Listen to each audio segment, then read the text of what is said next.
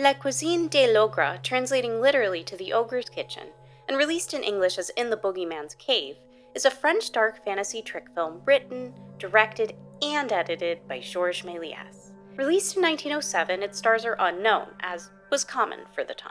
At just over 5 minutes, it's silent, and I would classify it as appropriate for ages 12 and up due to unrealistic but present violence, which includes dismemberment, child harm, and attempted cannibalism.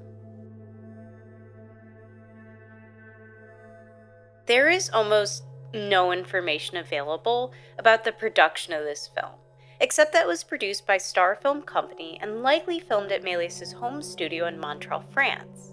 Méliès would have worked, at least in part, on the set, costumes, and special effects, the latter of which included stage mechanics, smoke, and jump cuts.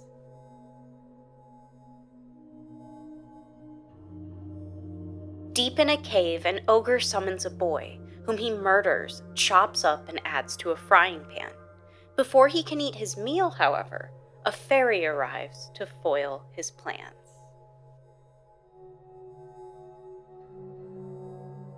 This movie kind of shocked me. By today's standards, obviously, its violence is nothing.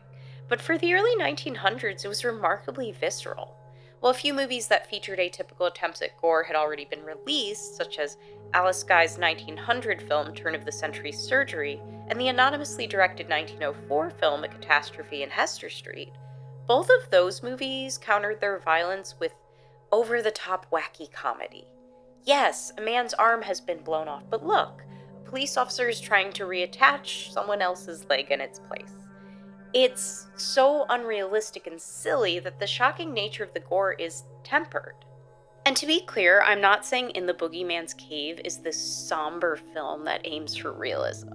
It still bears Méliès' playful, theatrical style, it's just that the violence itself is more shown for what it is. There's no gag intertwined with it. A little boy is very much dragged struggling to a butcher's block, before being dismembered by a giant rocking mezzaluna. He dies on screen and is put in a frying pan. It surprised me. I consider the movie noteworthy just for that. Now, as far as the story goes, it's one of Méliès' less coherent later efforts. The main narrative is pretty obvious. A boogeyman or ogre kills a child in order to eat him, before a good fairy appears to foil his plans. The problem is that it's muddied by the arrival of, I think they're gnomes, and they're rabbits for some reason. They just seem to appear to show off special effects that at this point were not new. It feels very sophomoric, very look at this trick, which is weird because Méliès had clearly grown past using film as a mere extension of his stage magic career years before. He was one of the most famous filmmakers in Europe. 5 years prior, he had made the incredible classic A Trip to the Moon. Most of his movies at this point either use special effects to tell clear jokes or to further the story, so this was weird. It felt like a definitive step back. The performances are solid though, the boogeyman's especially lively in a way I've come to expect from Méliès films. But that's all I really have to say about it. Nothing here is terribly memorable. And as for the movie's technical merits, they're fine. The costumes are good and the set is detailed, using what I'm going to guess is mostly recycled set dressing. I even recognize the boogeyman's chair as the king's throne from 1903's The Witch's Revenge, though that might say more about me than anything else. Its effects are good, but not revolutionary. We've been here before. Substitution splices, smoke, stage mechanics, it's all executed well enough, but it's not used to do anything special. I don't feel enthralled the way I do when I watch Méliès' best work. At one point I actually started to wonder if maybe this was an earlier project of his that just didn't get released right away. A hunch I can't really verify or disprove because there's almost no information out there about this film. Beyond the surprise, the gore incited, this movie didn't have much of an impact on me. It's kind of emblematic of much of Méliès' later career. It's mostly forgotten because it's mostly forgettable. Overall, I am going to give In the Boogeyman's Cave a 2 out of 5. It's not terrible, but I don't really recommend it for anyone outside of Georges Méliès completionists and people interested in the subject of early film violence.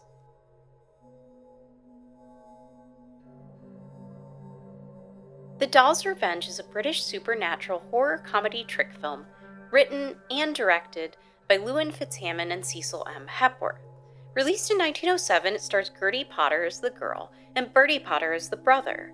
At just under 3 minutes, it's silent, and I would classify it as appropriate for ages 12 and up due to unrealistic but still present violence, which includes dismemberment, child harm, and cannibalism. This is possibly going to be a short video because I couldn't find much information about this film's production either.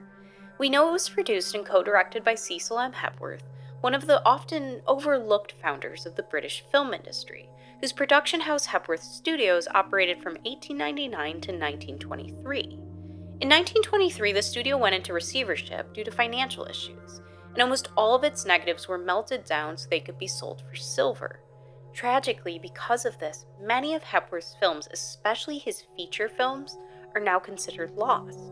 But, over the years, original copies for a few select films have been found here or there.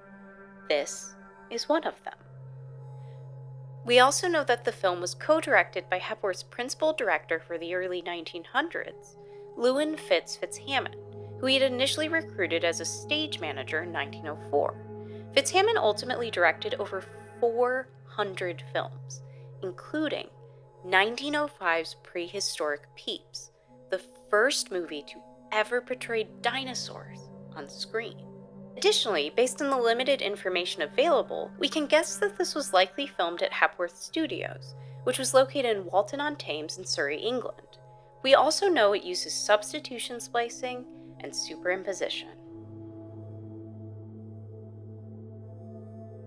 A little girl's brand new wind-up doll comes to life for a dark purpose: to exact terrible revenge after being taken apart by her owner's cruel brother.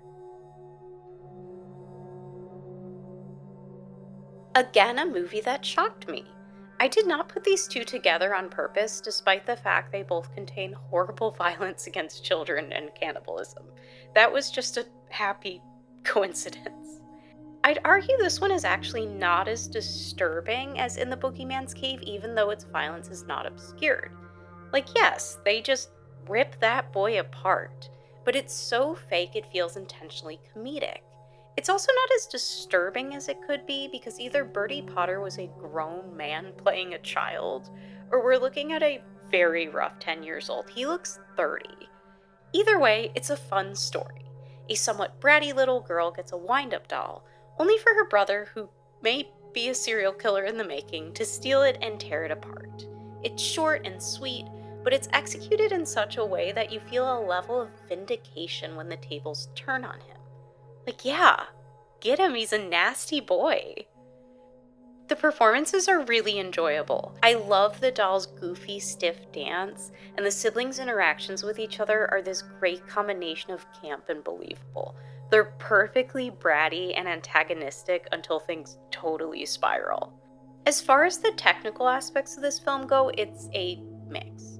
The sets are simplistic and cheap with noticeably creased walls, but the costumes get the job done fine.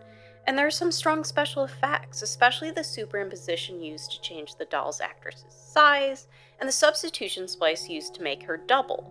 But there are some pretty weak ones too, namely how they swap out the brother's actor for his dummy. You can see his dummy's legs sticking out when he tries to disappear behind the curtain.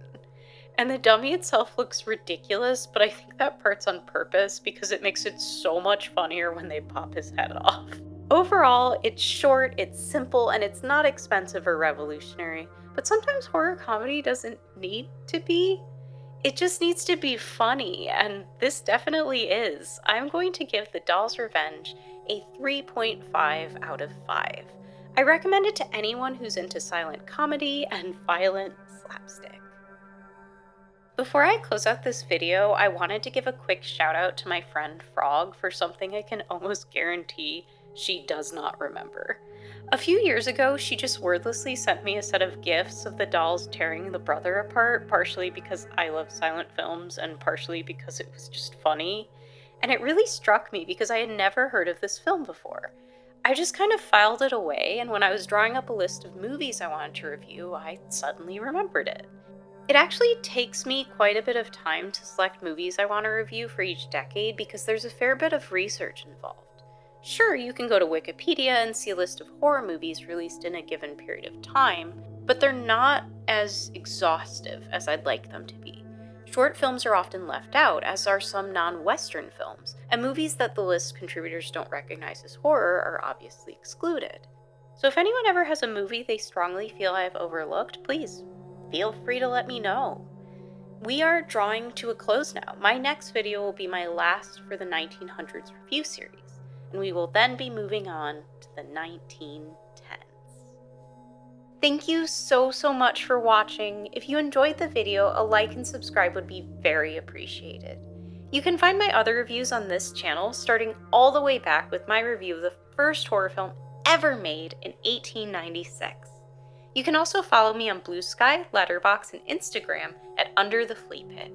If you like what I do and want to support the channel, my Ko-fi donation page and Patreon will both be linked in the description of this video.